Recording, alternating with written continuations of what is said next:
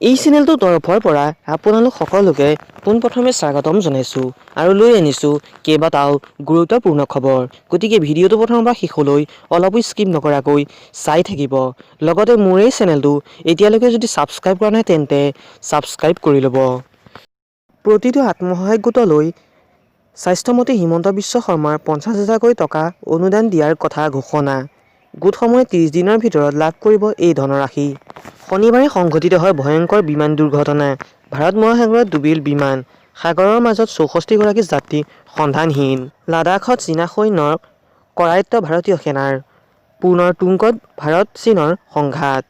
ভাৰতৰ ভূখণ্ডত অনুপ্ৰৱেশ কৰিছিল চীনা সৈন্যই। 16 জানুৱাৰীত দেশজুৰি প্ৰদান কৰা হ'ব ভেকচিন।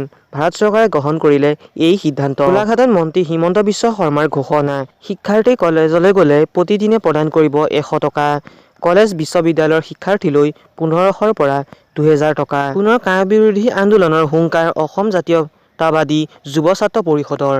আজিৰে পৰা আৰম্ভ হৈছে অৱস্থান ধৰ্মঘট কাৰ্যসূচী।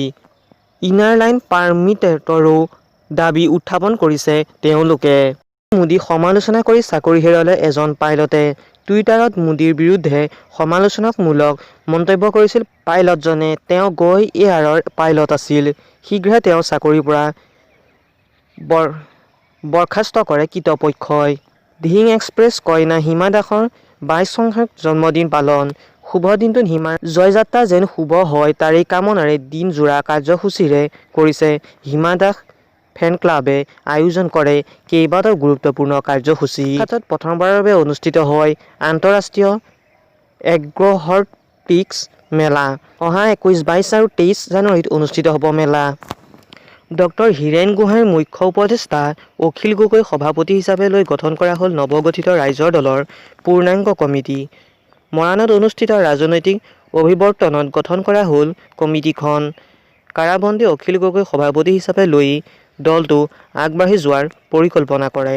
বান্দ্ৰাত এনচিবিয়ে জব্দ কৰে 200 গ্ৰাম গাঞ্জা। এই গাঞ্জাখিনি জব্দ কৰে এগৰাকী ব্ৰিটিছ নাগৰিকৰ পৰা। ছৌদি আৰৱত নাৰী নিৰ্যাতন বা এনে অপৰাধ কৰিলে মৃত্যুদণ্ড দিয়া হয়।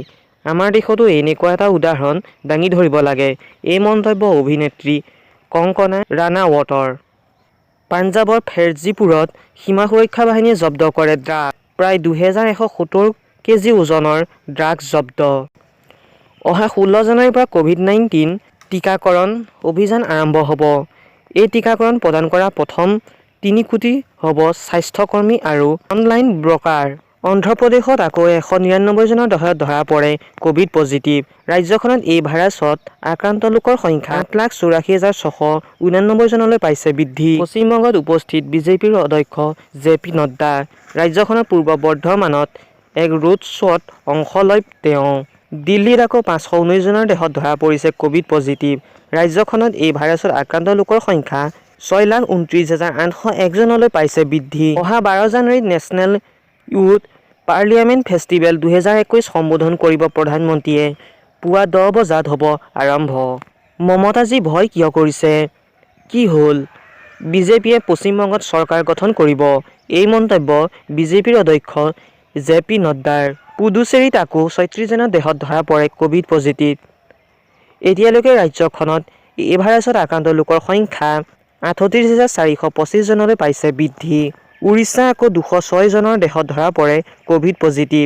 ৰাজ্যখনত এই ভাইৰাছত আক্ৰান্ত হৈ চিকিৎসাধীন হৈ আছে 2124 জন ৰোগী। জম্মু কাশ্মীৰত আকৌ যুদ্ধবিৰতি উলংঘা।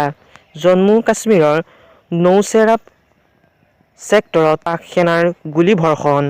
ভাৰতীয় সেনা বাহিনীয়েও দিয়ে যোগ্য প্ৰত্যুত্তৰ। আমি পশ্চিমবংগত চৰকাৰ গঠন কৰিম আৰু প্ৰথমে কৃষকসকলক সহায় কৰিম।